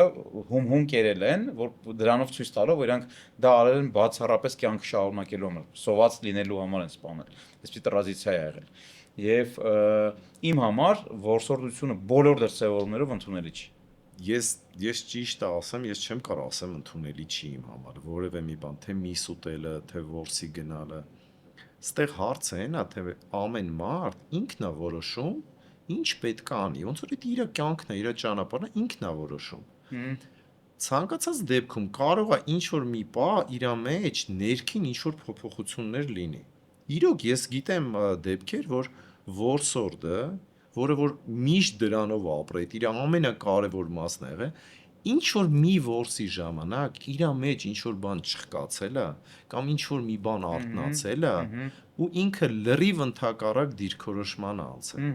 Okay։ Բայց ես չեմ կարծում, որ մենք ինչ որ մեկին, ու համենայն դեպս ես պետք է ասեմ, գիտես, միս մի կեր կամ որս մի արա կամ այդ իր որոշումն է։ Այ ուսմունքի իմաստը կամ յոգայի կարևորությունը նաև այն է, որ ինքը ոչ մի բան իսկականից Գրիգոր չի ասում մի արա։ Ինքը ասում է պրոստը դու իմացի, որ այս ինչ որ դու անում ես, սենց բանի է բերում։ Ընտրությունն ու հետևանք ունի։ Հիմա ոնց որ ծխում ես, հստակ գիտես, որ առողջությանդ վնաս է, բայց դա քո որոշումն է։ Հիմա ինչքան ուզում ես ասա, չի կարելի ծխել։ Ինքը մեկը ծխելու է։ Հիմա ես օրինակ ծխել շատ եմ սիրում։ Սիրել եմ ու թողել եմ ծխելը, բայց ես իսկական շատ սիրել եմ։ Իմ մոտ էլ ինչ որ մի պատճառ էլ իմ մոտ է հայտնվել, որից ելնելով ես հրաժարվել եմ։ Իհարկե աշխարհիկ ինչ որ շատ բաներ կա, որը որ մեզ ձգում է, բայց ինչ որ պահ է գալիս, որ մենք մեր զարգանալով, մեր ինչ որ կյանքի կամ աշխարհայացքի փոփոխությունով մենք փոխվում ենք ու մեր մոտեցումն է փոխվում։ Այս դեպքում մի հետաքրքիր հարց եմ ուզում քեզ տամ։ Եթե քո բիզնեսներից մեկից, որտեղ օրինակ դու կազմես չես մասնակցում, քո պարտները մի օր զանգի ու ասի, որ այս տարի $1 միլիոն շահույթ ունենք ամեն մեկս, քո հաշվին քո շահույթը կուղարկենք միջև, չգիտեմ, հունվարի 30-ը։ Պատկերացրու մի հատ այնց իրավիճակ ու այդ $1 միլիոն 385 միլիոն դրամ նստում է քո հաշվին։ Ինչ կանես այդ գումարը։ Ես մի հատ բան ասեմ, էլի, եսի միշտ իմ աշխատողներին էլ եմ ասում մի քանի անգամ, ասում եմ, նայեք, ինչքան է աշխատել Ardis ընկերությունը այս ամիս կամ անցյալ ամիս, կամ ինչքան գումար հիմա ունենք, իմ ապրելակերպի վրա շատ չի ազդում։ Ես չի որ ես այս ամիս ծախսում եմ, ասենք, X գումար, հետո մյուս ամիս որ շատ գումար աշխատեց ընկերությունը, ես 2X եմ ծախսում։ Իրականում այտենց չի։ Ցանկացած դեպքում այսօրվա դրությամբ, որ սկզբից խոսում ենք, մենք ինչ որ ներդրում անելու ֆոնդ ունենք, որը որ մենք իրոք մտածում ենք ինչ պետք է անենք։ Ընկերությունը, որպիսի կարողանա դիմադրի փորձություններին, ինքը լինի ասենց ուժեղ հիմքով, ինքը հստակ եւ կայուն լինի, պետք է ինչ որ ուժեղ, ոչ թե ուժեղ, այլ ապահով մաս ունենա։ Այո։ Ապահով մասը նաև տարբեր դիվերսիֆիկացումը տարբեր բիզնեսներում։ Ապահով մասը, որ ինքը ունենա ինչ որ գումարներ, որ խնդիրների դեպքում կարողանա ինքը իրան պահի։ Այսինքն այդ 1 միլիոնը կբերեք բանի ֆոնդ, հա։ Էլի ինչ որ ներդրումների կամ ինչ որ բիզնեսը կամ ինչ որ այլ բիզնես սկսելու համար, որովհետև այսօր ինչ որ բաներ գնելու մեծ ցանկություն չունեմ։ Իրոք չունեմ կամ եթե լինի առավել հավանական է, որ էլի լինի ինչ-որ բիզնեսի մի մաս։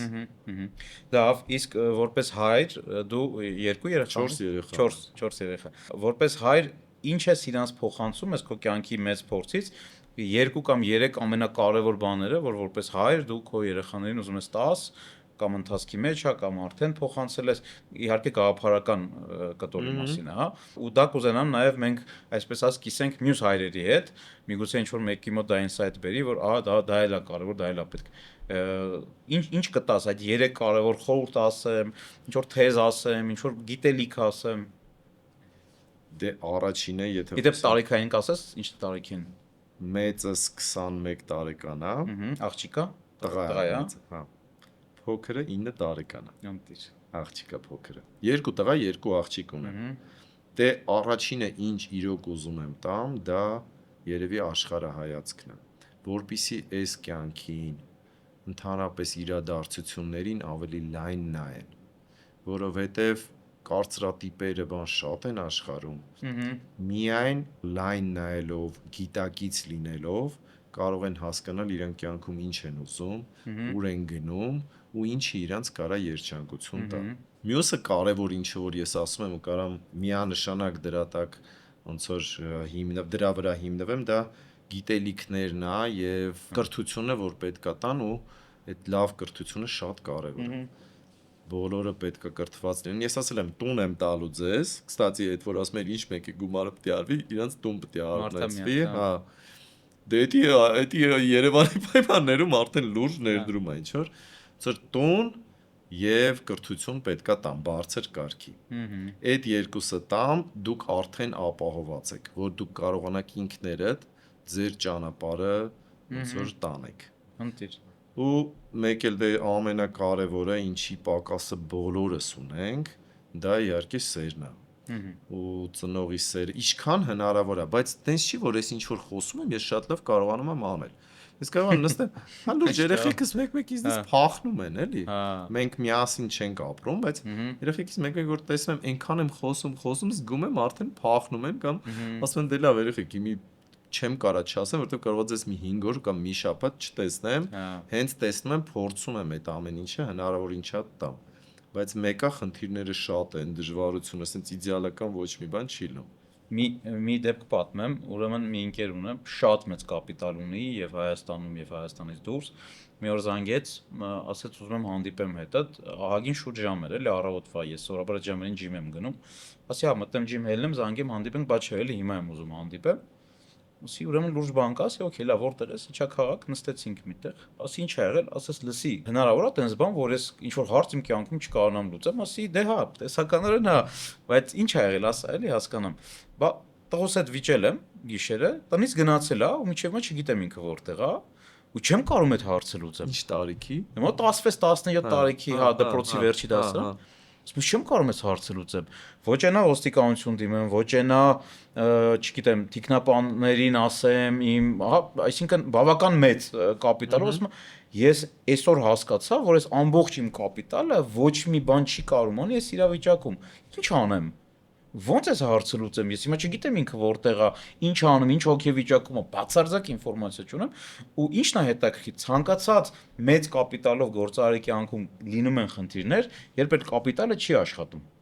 Կապիտալը չի կարա քեզ օգնի։ Օրինակ, չգիտեմ, չի կարա օգնի այն զույգին, ով օրինակ ամուսնալուծվում է, բայց կարար եւ ընտանիքը պահեր, հա։ Չի կարա օգնի այն դեպքում, երբ որ ինչ-որ հիվանդության տեսակ կա, որը որ փողով չի լուծվում։ Այսինքն այդ ժամանակ այդ կապիտալի կրողը, եթե գնում է դեպի այդ հարցերի բանը, ու այդ իր հարցը հետեւալն է, ձեր մետաֆիզիկան ինչ ասում, sense դեպքում լուծում ունի, ասի ինչի չունի։ Իհարկե ունի։ Կարելի է հեշտ լուծել, կան պրակտիկաների տեսակներ, որով կարելի է այդ հայր եւ որդի ամբողջ լարվածությունը հանել ու շատ արագ դա անել, ընդհանրապես կարելի է դա անել ժամերի ընթացքում եւ ծնողի համար ինչ գին ուներ այդ հարցի լուծում։ Ինքը ասում էր ես պատրաստ եմ, ես իմ սաղ կապիտալի, չգիտեմ, 90%-ը հենց հիմա տամ, ասի չէ, այդքան պետք չի, մի հատ $100 է պետք։ Այդ սեանս այդքան արի, ես չեմ անում, գոլեգաներ ունեմ, ովքեր զբաղվում։ Առաջի հերթին պետքա ձեր մեջ այդ լարվածությունը վերացնենք, որովհետեւ երեխան այս տեսակի կոնֆլիկտի մեջ ինքը մերժում է քո ինչ որ մի մասը, քո ինչ որ մի էներգիա կամ ինչ որ մի բան, դա է պետք է հանել ու ինքը կապի կհելնի ու տենց էլ եղավ ու հիմա ինքը անընդհատ ինչ որ հարցից անգամ ասում դասի մետաֆիզիկան էս հարցում ինչ ասում ու այնքան եմ ես ուրախանում որ մարդը եկավ այդ տուպիկին ու արդեն գնաց այն աշխարհ որի մասին հիմա մենք խոսում ենք ու այդ պրակտիկայի մասին որ ես ասում եմ գերմանական էլի ինքը մեթոդ է Բերտ Խելինգեր կա հայտնի գերմանացի հոգեթերապևտ է Յունգի աշակերտն է եղել տենց շատ ինքը իդե հոգեվորական է եղել եւ Բերտ Խելինգերի պրակտիկան ինքը նման դեպքերում հարաբերությունում ուղղակի հրաշքներ է գործում ու այդ հարցը շատ արագ լուծվեց ու հիմա ինքը ասում է լավ հիմա ուզում եմ աղջկաս այդ հարաբերությունից կարգավորեմ շատ սառն է չգիտեմ չի ստացվում սաղ կյանքս բիզնեսի վրա եմ անցկացրել ու հիմա ոնց որ ուսենց անընդհատ ինքը սկսում է ու վստահ եմ մի օր մենք երեքով ենք նստելու ես ու ինքը ու էլի այդ թեմաներից խոսալու ենք ու էս է այսինքն մեր մեծ կապիտալ ունեցող գործարար ընկերները մեկը կյանքում գալիս են մի հատ կետի որ կարող է այս ոդկասթը հետան ասեն հələ մի րոպե ես րոպեում ինչ են խոսում զանգեն ինձ կամ քեզ ասեն տղեկ ձեր մետաֆիզիկան ինչ է ասում այս հարցերում հնարավոր է այս հարցը լուծել մի հատ որ ճիշտ ասեմ այս ամեն ինչ որ լսում էի մի հատ շատ ծանոթ մաս կա ու ես խնդիրը այս ամեն ինչի նաև մի հատ ուրիշ տեղ եմ տեսնում հիմա քո հետ կիսվեմ էլի եթե դեմ չես այստեղ խնդիրը հետեւյալն է մանավանդ այն մարդիկ ովքեր բիզնեսով են զբաղվում իրանք ու մենք շատ կարևորում ենք վերահսկողությունը ու հսկողությունը ամեն ինչի կոնտրոլը այդ բառը ոնց որ ավելի հնչյուն է էլի ոնց որ մենք սովորենք ամեն ինչ պահենք կոնտրոլի տակ այո բայց ինչ ուզում ես արա մեկը այս աշխարհը բերելու է մի օր է նրան որ մենք հասկանանք որ մենք պրոստը անզոր ենք այո իրա խնդիրը ոչ միայն այդ պահին հարաբերություններն է իրա եւ իրա տղայի ստեղ խնդիրը այն է որ մենք ինչ որ պահ է գալի որ հասկանում ենք պրոստը անզոր ենք ու կարող է շատ սովորական ինչ որ վիճակում հասկանանք մեր անզորությունը Երբ որ մի քիչ գլոբալ ես նայում ես ասենք այս տիեզերքը, այս աշխարհը ոնց է կառուցված, ինչքան հզոր է, այս ամեն ինչի մեջ մենք մեկը ուզում ենք կոնտրոլ ունենանք։ ճիշտ է Մեկը մի փոքր բանից տենում ենք, որ մենք պրոստ անզոր ենք։ այո Ու իրոք մենք մեր կյանքում մենք կարող է հասնենք մի հատ այնց կետի, որ այս կյանքը բերի փորձություն, որ դու հասկանաս, որ դու ամբողջովին անզոր ես, որտեվ կարող է կորցնես շատ մոտ մարդու հետ հարաբերություններ։ այո Կորցնես իրան որպես ընկեր։ այո Կորցնես իրան որպես ինչ-որ հարազատ։ այո Այդ քո որ մենք նշում ենք որպես դավաճանություն կարա լինի, այո բայց այդ էլ է մի փորձ, որ պետք է անցնենք։ իհարկե Այդ կոնտրոլը բաց թողելը գիտու շատ բարդ բան է։ համաձայն եմ Ես էլ ճիշտ ասեմ, եսի չգիտեմ դի ասեմ թե չէ, բայց երեխաները մեկը իրանց խնդիրները, իրանց տրավմաները գտնում են, դու ինչ ձևի ծնող է փորձես լինել, իրան գտնելու են։ Ու դու մեկը հետո իրանց հետ հարցեր ես ունենալու։ Մեկը ճիշտ է ու վերջի հաշվով կարող է այդ քո ներքին հարցերը լուծելու համար դու անընդհատ ինչ որ մասնագետների հանդիպես կարող է պսիխոլոգի մոտ գնաս, որտեղ մենք ինքներս մեր խնդիրները ունենք ու ինչ որ մարդ պետքա դա ցույց տա մեզ։ Մյուս հարցը, եթե հոգևորից ենք խոսում, որ խոսում էինք արժեքներից, ինչքան ոչ թե արժեքներից, այլ այն հնարավորություններից, որ մենք ունենք։ Եթե մենք շատ հնարավորություններ ունենք կամ արժանինքներ ունենք, մենք կհանդիպենք նենց մարդկանց, որոնք մեզ կտանեն հոգևորի ճիշտ ճանապարհով։ Դե արևելքում համարում են, որ ամենալավ բանը, որ էակի հետ կարա լինի, ամենավեհ բանը, որ կարա լինի, եթե ինքը գտնի լուսավոր հոգևոր ուսուցիչ։ Այդ համարվում է մաքսիմալ կարևոր ու մաքսիմալ sense ամբողջ արժանինքները դու կարող ես այտենց եթե վերցնենք երկար կյանքեր ունենաս, հասնես նրան, որ դու գտնես հոգևոր ուսուցիչ ու հոգևոր ուսուցիչը բուն իմաստը նա է, որ ինքը քո մեջ կարողանա բացի քո ճանապարհը դեպի լույս կամ դեպի քո էություն կամ աստվածային ճանապարհը, որ ինքը քեզ ցույց տա ոնց գնաս։ Որովհետև մենակով ինչ որ մի չափ կարաս գնաս կարդ, բայց չես կարա անverջ։ համաձայն եմ Հիմա այդ մասը իսկական շատ կարևոր է, որ մենք վերադառնանք, իրոք այդ հարցը պսիխոլոգիայով կարաս փորձես լուծել, ընկերների հետ շատ տարբեր ձևերով, բայց մեկը մի պահ մենք գալու ենք նրան, որ մենք հասկանանք, որ մենք իրոք անզոր ենք այս աշխարհում։ Պահեր կա, որ մենք ոչինչ չենք կարող անենք։ Ինչքան կապիտալ, ինչքան ընկերություն, ծանոթություն ունենանք, կարող է քո համար մի շատ կարևոր հարց լինի, որ դու մեծ կորուստ ունենաս ու դու լինես անզոր։ Չկարանաս դա կանխես։ Դե արևելքում, այդ որ ասում են ինչ որ պահ պետք է ընդունես, դե բաներ կա պետք է ընդունես, էլի։ Հաստատ։ Հիմա ասենք կորուստներ կա, կամ մահ կա։ Դու ինչքան ուզում ես, ասա, ասենք չեմ ընդունում կամ մենք ինչ որ մի բան կանենք։ Ինչ որ պահ կա, որ դու պետք է քեզ ընդունես, այնպես ոնց որ կա։ Համաձայն եմ։ Դե վերջին հարցը այսօրվա, ես կուզենայի ասենց քան որ այս էլ իմ ոչ մի հյուրի այս հարցը չեմ կարող ես տամ իմ կարծիքով։ Դա ինձ հետաքրքիր է դա չարցա։ Եթե արդեն կյանքիդ վերջը լիներ ու քեզ հարցներ ինչ որ մի ուր, հա, ինչ կուզենաս այս կյանքից քո հետ տանես մյուս կյանք։ Ինչ կվերցնեիր հետդ։ Անկեղծ ասեմ, մի փոքր տենց մի բան չեմ կարող ասել, Որ այսինքն որ վերածնվեիր հաջորդ կյանքում, այսօրվա ինչ որ ունեցածդ բան այն կյանքում հետդ լիներ։ դեստեղ արդեն մի փոքր պետք է խորանամ։ Ներողություն էլի, որովհետեւ թե չէ շատ անհասկանալի կլինի։ Ես կարծում եմ, որ եթե մենք տարբեր կյանքեր ունենք, то есть հա վերածնվում ենք, դրա բուն իմաստը այն է, որ մենք հոգևոր մասով զարգանանք։ Ու ես կարծում եմ, վերածնվելու իմաստը այն է, որ մեր գիտակցությունը, երբ որ ինչ որ աստիճանի է գալիս, մյուս կյանքում մենք դա հետներս տանում ենք։ Okay։ Այսինքն շատ պարզ օրինակ բերեմ, եթե մենք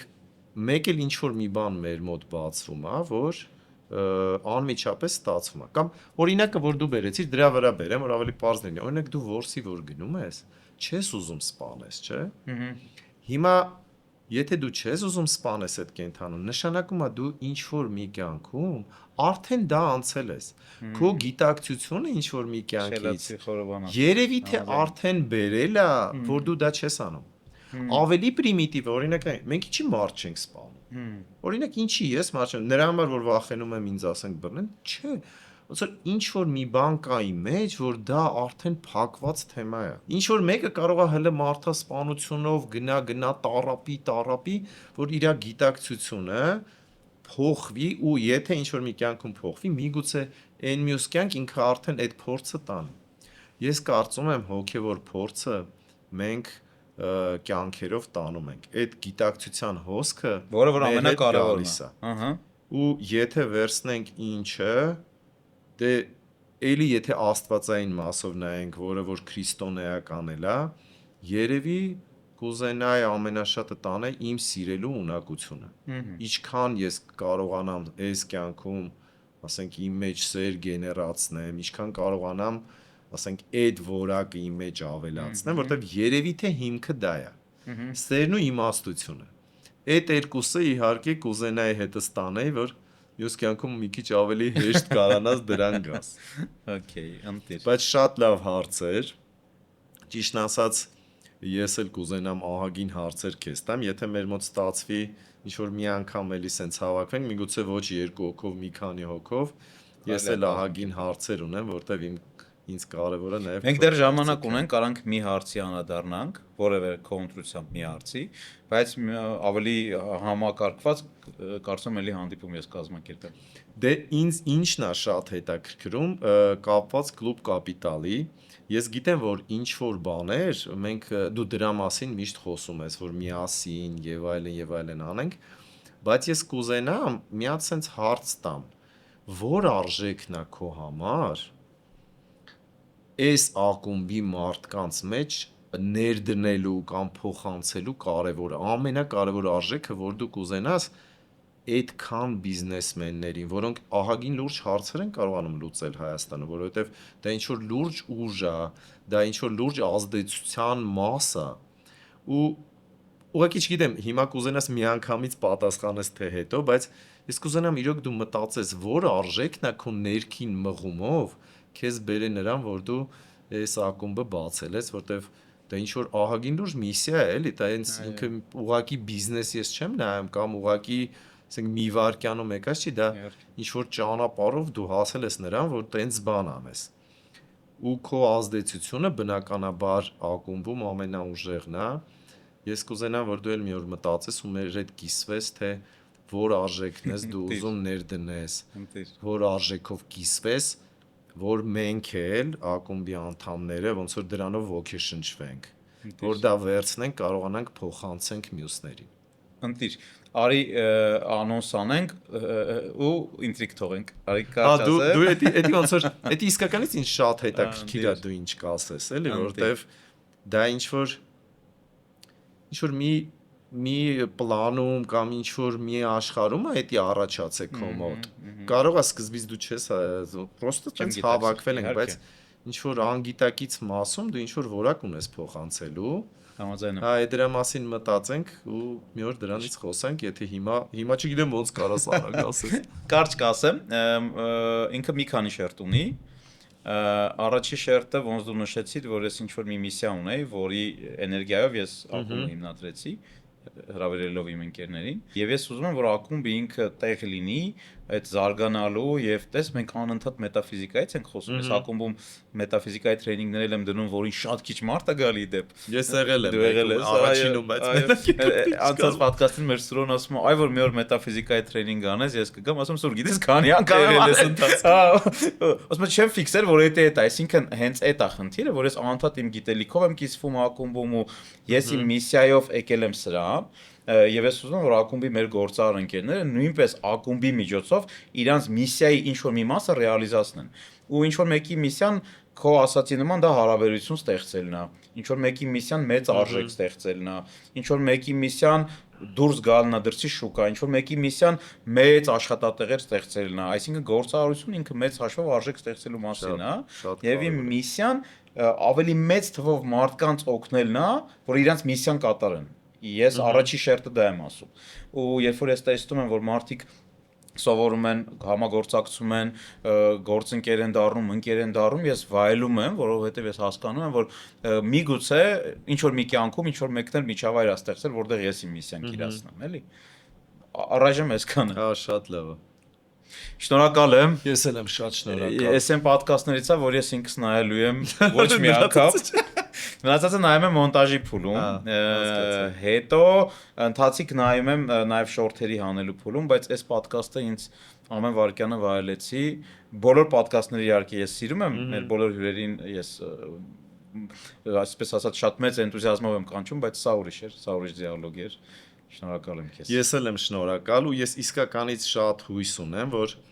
այն ինչ որ բան, միգուցե այստեղ ինչ որ գաղափարներ կամ ինչ որ մտքեր հնչեցին, որը որ կարող ինչ որ չափով խորտ լինի, բայց ես շատ հույսով եմ, որ հակադրությամբ չի ընդունվի շատերի հանդեպ, ընդհակառակ կդիտվի որպես համագործակցություն կամ դեպի մեր ներսը, մեր զգացմունքներին, մեր էմոցիաներին, մեր մտքերին ու արժեքներին նայելու ոնց որ հնարավորություն։ Իհարկե։ Ու դե իհարկե բիզնեսի մասը շատ կարևոր է, բայց նաև կարևոր է հասկանանք ինչ արժեքներով ենք մենք ապրում,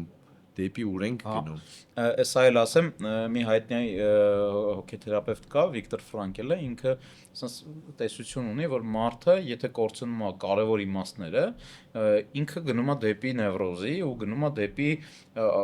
տոտալ աղքատացման, հոգևոր աղքատացման, ինքը համակենտրոնացման ճամբարում է եղել ու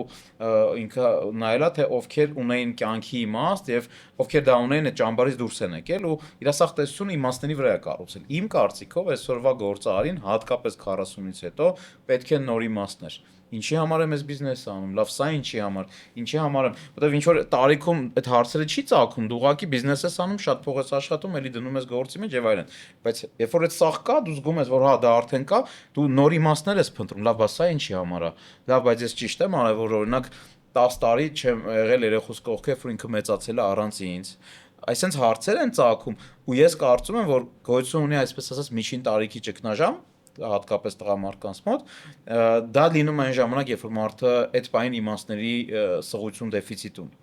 Առհասարակ ինչի համար է այս կապիտալը, որովհետև դու երբեմն այդ կապիտալի համար ես գինես վճարած լինում, ունես թանկ բան ես վճարած լինում, որ ինքը հնարավոր չի որևէ ձև վերականգնել։ Օրինակ, ես նախորդ պատկաստների ժամանակ ես հարցը տալիս եմ, իդեպ դա հիմա էլ կուզենայի դու էլ ասեիր, օրինակ Ջոբսին մենք համարում ենք հաջողության էտալոն, հաջողության ոչ բիզնեսում, բայց Ջոբսը իր հաջողությանը հասել է իր առողջությունը զոհաբերելով։ երբ որ ինքը իմացել է իր հիվանդության մասին, այնքան զբաղված է եղել, որ սկսել է բուժվել, եսիմ երբ որ արդեն բանից անցել է։ Արդյոք Ջոբսը ինքն իրան համարում էր հաջողակ մարդ։ Միգուցե հաջողակ, եթե կտրենք մարդուն իր կյանքի մյուս կտորից, ասենք հա, եթե մարդ հենց ամբողջությամբ գործարար է, միգուցե, բայց որպես մարդ ինքը հաջողակ էր, թե հաջողակ չէր։ Արդյոք հաջողությունը արժի նրան, որ դու վճարես ավելի թանկ գին, քան այդ հաջողությունն է, ուստեղ ես Ցոյի հետ եմ շատ համաձայն, որ Ցոյն ասում է, у нас есть чем платить, но я не хочу победы любой ценой։ Քո կարծիքն էլ ասա ու այս նոտայով Իմ կարծիքը ինչև է, դե շատ մեծ բան է արել Ջոբսը։ Իրոք ինքը ինչ որ մի բան է ստեղծել, էլի, իրոք լուրջ բան է ստեղծել ու մեծ հետ կա թողել։ Արդյոք դա հաջողություն էր թե չի, ես չգիտեմ։ Ես չեմ կարծում, որ դա առողջության հետ կապված կարանք ասենք հաջող էր թե ոչ։ Ստեղ հարցը այն է, արդյոք ինքը եկավ ինչ որ երջանկության, արդյոք այն զարգացումը, որ ինքը ուներ, այդ արդեն հաջողություն էր, բայց ես միանշանակ գիտեմ, որ ինքը նենց բանա ստեղծե, այնքան կարևոր բանա բերել էս աշխարհ, որ դա չի կարելի հաջողություն չհամարել։ Որովհետև շատ մեծ էներգիա, շատ մեծ միսիա պետք է ունենաս, հզորություն ունենաս ներքին, որ դու տենց բան կարողանաս բերես աշխարհ, որը սաղ աշխարհը փոխում է։ Դա միգուցե առողջության հաշվին, այո, որտեվ դա միսիա էր։ Հա, համաձայն։ Okay։ Շնորհակալություն, ես գիտեմ որ ցես մնա չենք ավարտի, հաստատ չենք ավարտի։ Եկեք իրոք ստեղ որ դիալոգներ կան, երբ որ դու ուժ ես գործադրում, որ դիալոգը շարունակվի։ Դիալոգներ կան, երբ որ դու ուժ ես գործադրում, որ ավարտես։ Էսի դիալոգներից է։ Ես էստաֆետան փոխանցում եմ մեր հանդիսատեսին, մենք ստեղ ավարտեցինք, բայց ձեր հարցերով մեր դիալոգը դեռ շարունակվելու է։ Գրեք ամենահետաքրքիր, ամենաբարդ հարցերը ու մենք եւս 1 ամիս կնայենք, կպատասխանենք եւ լավագույն հարց տվողին կհրավիրենք ընթրիքի կամ սուրճի, կախված օրվա որ ժամը կլինի ու դարձյալ կշփվենք։ Դե, շնորհակալություն ու մինչ հանդիպում։